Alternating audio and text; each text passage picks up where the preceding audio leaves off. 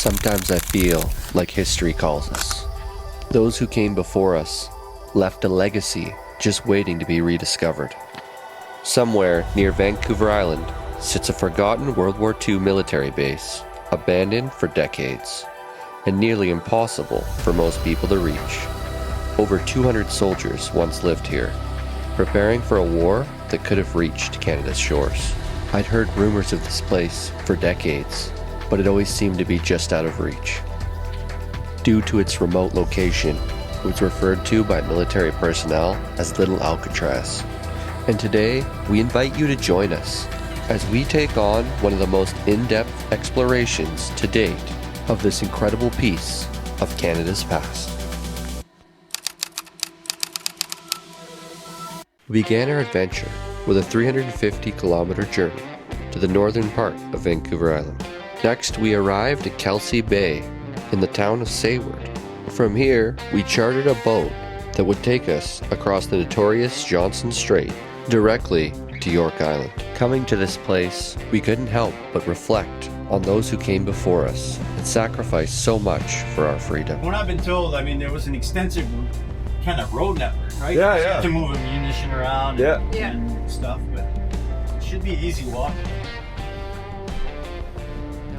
Just don't leave us here. No, I promise you. I don't care what the weather does and the state is. I'm coming back to get Thanks. We did pack extra stuff just thinking. Yeah. Back to dinner and everything. Not a crazy idea. Yep. As we stepped onto the island for the first time, I had an overwhelming desire to uncover the history of this place. Built during World War II, this island became a critical coastal defense fortress designed to protect the inside passage from enemy attack. But what made this island so important? Let's explore the history behind it. For many Canadians, the story of our military begins with the courage of World War II. Ordinary men and women answering the call to defend freedom overseas. Their sacrifices helped shape the country we know today. But while battles raged across Europe and the Pacific, another front existed here at home. Along Canada's western coast, soldiers stood watch in isolated coastal defense bunkers, preparing for the possibility of Japanese attack on what many called Canada's back door. Today, we remember those forgotten sacrifices made right here on Canadian soil. Underground defense works are a feature of this modern war, and this is a sign of how well Canada is prepared for defense should the Japanese venture a blow across the Pacific. This stronghold of subterranean defense is on the Canadian west coast. Fortifications like Yorke Island were essential to the defense of Canada, and today's video is dedicated to the men and women who served to keep our country safe. Okay, here we are at Yorke Island. Kind of a dream come true to come to this place. I heard rumors about this when I was young and always wanted to come out here, and now we're finally here. Funny story we heard from the guy chartering us in here. He said back in the day, the military installation here, it would actually shoot whales for target practice out in the bay because they were trying to control the population of the fish. This was certainly no joke, as they had two 6-inch guns stationed on the island. So here you can see some remains of the old dock. There's definitely a few pilings, and this is the only good access to get to Yorke Island here. Right here, it's like a retaining wall, and possibly loading ramp would have went right up this way. What do you think, Christina? Pretty darn excited. Beautiful day. Got perfect weather. Water wasn't too crazy out there. And we've got about, 5 hours to explore. There's a big steel pipe. So, story has it that there was a barge that came here with water because there's absolutely no potable water on this island.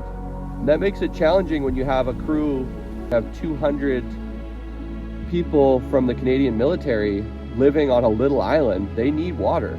Additionally, troops, munitions, and other supplies all had to be transported to Yorke Island by way of boat, so getting here was no small task. I'm already finding pieces of pottery, like plates and whatnot. Apparently they threw a lot out to sea. That's cool. Walking up the staircase to Yorke Island was a surreal experience, one I'd imagined for nearly 20 years. With every step, I could feel the weight of history beneath me, knowing countless others had climbed those same stairs long before I did. Looks like something out of a movie. I think they said this was the officers' quarters. Some of the walls almost look just like they were when the military was still here. Seeing this place for the first time instilled a sense of awe that's hard to put into words, something you could only truly understand if you experienced it for yourself. All sorts of pieces of the building piled up here.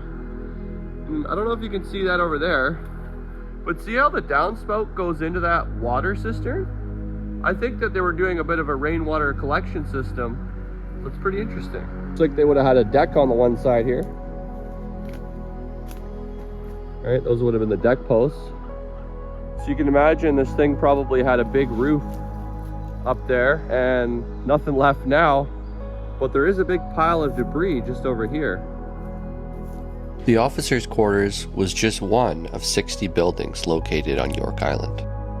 So this would have been one of the original roads. So there's actually roads all over this island. They weren't super wide. They're about 15 feet wide. But it's funny, they're still pretty intact today. There's a little trail off to the side. We're gonna go down here and see what we can find here. Here's an interesting looking building. We had no idea at the time, but the gravity of this adventure was about to hit home. This building once served as a radio communication station, and if you look closely, you can still clearly see the old camouflage paint on the walls. What a privilege it was to stand here and witness a place like this, a place that so many have forgotten. As we looked deeper, we began noticing pieces of the past scattered all around us. Whoa. Look at this bottle somebody found. A few artifacts. There's an old bucket too.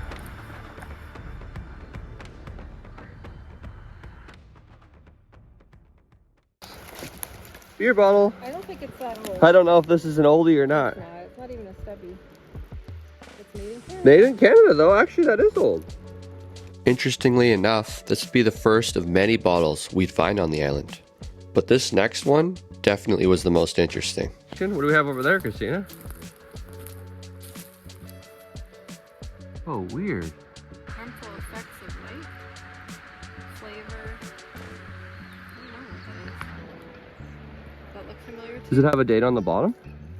Doing some more research, we discovered this was an Orange Crush bottle from the 1930s. And honestly, I think it's the most interesting bottle we've ever found on an adventure before. You're exploring old military installations such as this. You really got to be careful for razor wire just off of the main drags. You got to watch where you're stepping for sure. Definitely adds a layer of risk to things. Fast forward 10 minutes. I don't know why I always do this to myself. Well, I've gotten myself in a predicament. I found barbed wire. And I'm stuck in it. Oh God. All right, let's see if we can make it past this shit. Oh boy, I'm really in it. Let's do this. Oh God. Whew. I don't know if you guys can see this, but I just got totally bound up in all this razor wire. And it's everywhere, it's freaking nasty. I actually found myself fully surrounded in barbed wire. And honestly, it was not a good experience. I tried to get it on camera as best I could, but at the same time, I was trying to kind of panic to get out of that situation. But luckily, as far as I know, I came out mostly unscathed. But it's funny to think about, that stuff really works. And if someone was coming to attack your military base, they'd have a hard time getting through that stuff without you shooting at them first. All right, we start to see something in the distance. Look at that. That is impressive looking, eh? Beautiful. Naturally, we had to see where this ladder went. All right.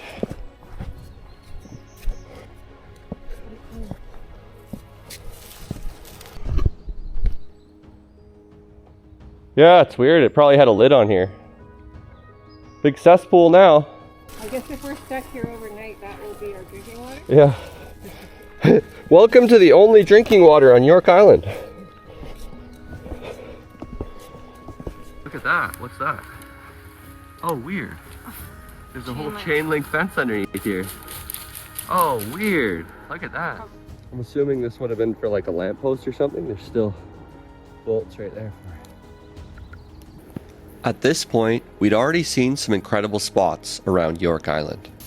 But honestly, we had no idea what was still waiting for us. What we discovered next was on a whole different level. Look at this building. Look at that. Unreal. Really hits home when you see buildings like this that we're almost stepping into a different time. This building once stored machine guns and is one of the oldest on the island. It's surprisingly well preserved, but if you enter, do so at your own risk. Yeah. She's definitely seen better days, for sure. But honestly, if you don't look at the floor, it looks pretty good. Wow. This floor is in rough shape. Are you enjoying this adventure so far? Hit like and subscribe for more history just like this. And if you really want to take it to the next level, shoot us a comment and let us know where we should go next. Look at that.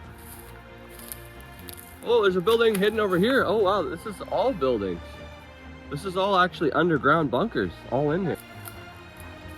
Look at this.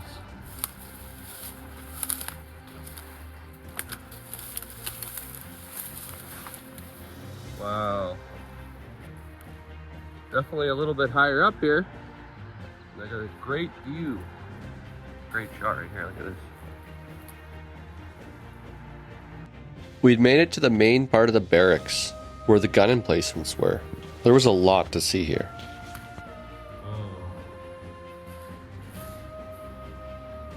Breaker box there. Hook up to all those electrical conduits. We worked our way up the stairs to the uppermost part of the bunker.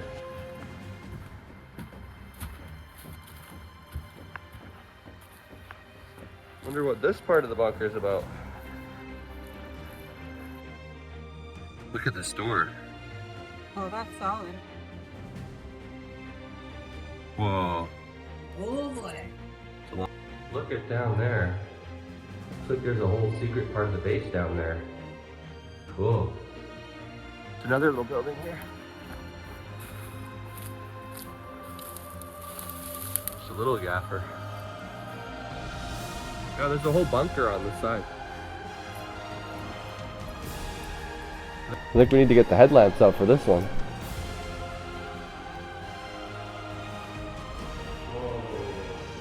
One of the most incredible things about Yorke Island is how little graffiti there is. In fact, this graffiti from the 1960s was some of the worst we found anywhere on the island. Really gives you an idea of just how remote this place is. Look at that. Emergency lighting. That's cool. Wow, it's just a complete fortress. It's incredible.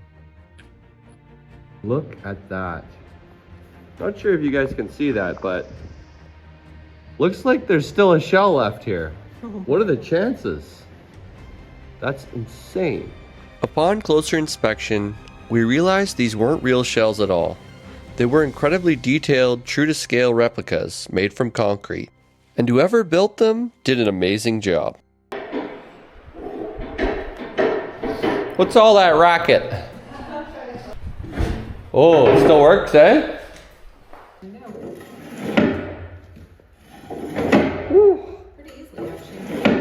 These little holes in the wall are called loopholes. It enabled soldiers to fire weapons while still remaining under protective cover. This looks like a little TV corner over here. Cable hookup. Yeah. Next, we discovered two identical gun emplacements. Each one housed a massive 6-inch cannon capable of firing at targets up to 12 kilometers away. Look at this, eh? This thing would have been massive. Definitely would have been a good range of fire here protecting this area. Crazy. Look at the size of these bolts that held down this big gun. That's really cool. Check out this armor plating, how they did this. So it's got steel at the back and then some sort of material here that I'm assuming is a lot more durable than just concrete. And they've got all of the sections cast in there like that. It's really crazy. Big steel chunks everywhere. It's wild in here. They originally started with 2 identical 4-inch guns like this, but over time the site was expanded with additional fortifications and 2 new improved 6-inch guns. If you look closely at the right side of the photo, you can even spot an anti-aircraft gun. And here you can see the original gun foundation, complete with mounting bolts still embedded in place. It definitely seems like this is the main fortress here. Yeah.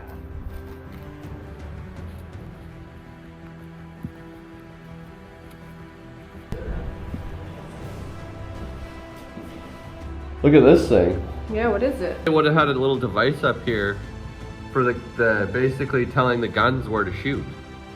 Right? If you think about it, up here, they could have been like telling the coordinates of where to attack, is my guess. I don't know if this would be called a gunner's post. After digging a bit deeper on this, we discovered that this was a searchlight directing station. We're just headed off the trail, off the main one, to the side trail, and apparently there's a searchlight down here, the powerhouse, and the gymnasium. So you've yet to see those 3 things. Oh, there's a building in the distance here. Wonder what this one was. We'd found plenty of amazing abandoned buildings by this point, but this one felt different. It had a unique beauty that no camera could truly capture.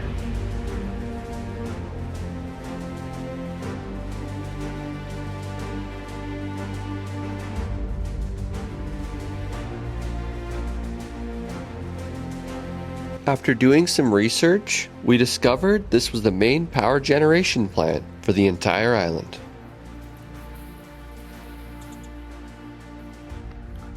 Definitely a little worse for wear. Here she goes. Yeah. Yep. Probably cables.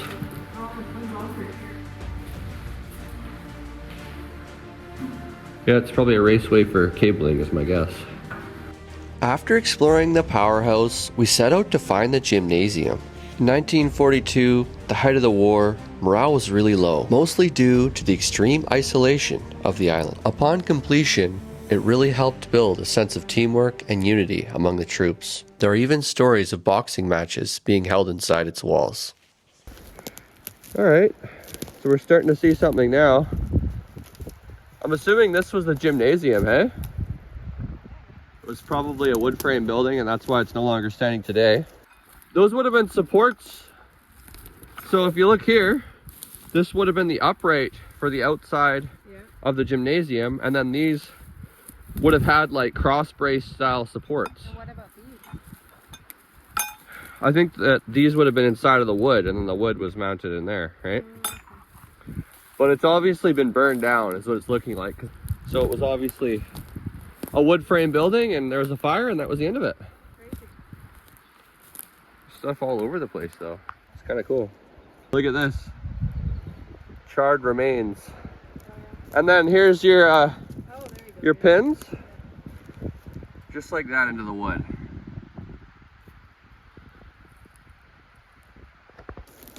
So this is really neat. This is a Y fitting. And this is something that I would make at work once in a while. But it's pretty cool. It's got a Pittsburgh seam right there. And it's a radius Y. Oh wow, what's this? Is this their furnace? Ha! That's hilarious! There's a furnace here. So there's their big blower. So this probably would have been ventilation for the gymnasium and heating and all that. So yeah, here's their old furnace. And that piece of duct that was there would have hooked up to it. But look at this sucker. There's the burn box. Crazy, eh? This thing's a behemoth. It's hard to see, but this thing actually was in a building here, of course. There's the foundation, so this actually would have been a mechanical room at one time. See something on this side, let's go have a look at that. So right here would have probably been hit for controlling a damper. You can see the damper in there. And then this handle could open and close it. Obviously it's seized shut now. Our next discovery was one of Yorke Island's giant searchlights, and these things were absolutely impressive. Wartime accounts tell of their beams being visible all the way from Alert Bay, over 60 kilometers north of Yorke Island. They had 3 of these watching the surrounding coastline. Wow.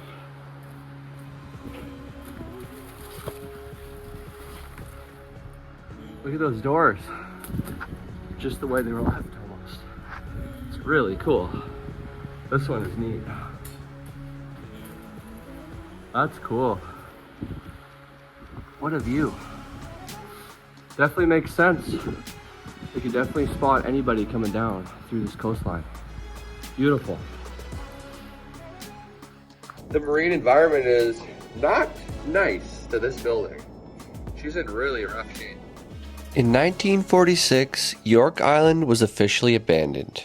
Over time, buildings were barged off the island and repurposed in nearby communities, leaving only 17 of the original 60 structures still standing today. This island, once full of life, now sits silent, but the stories are still here. To everyone who served here and all who have served around the world protecting our freedom, we say thank you. If you enjoyed this adventure, don't forget to like and subscribe, and we'll see you on the next one. Hear the voice within calling. This heavy load got under your skin. All in, you got the white noise.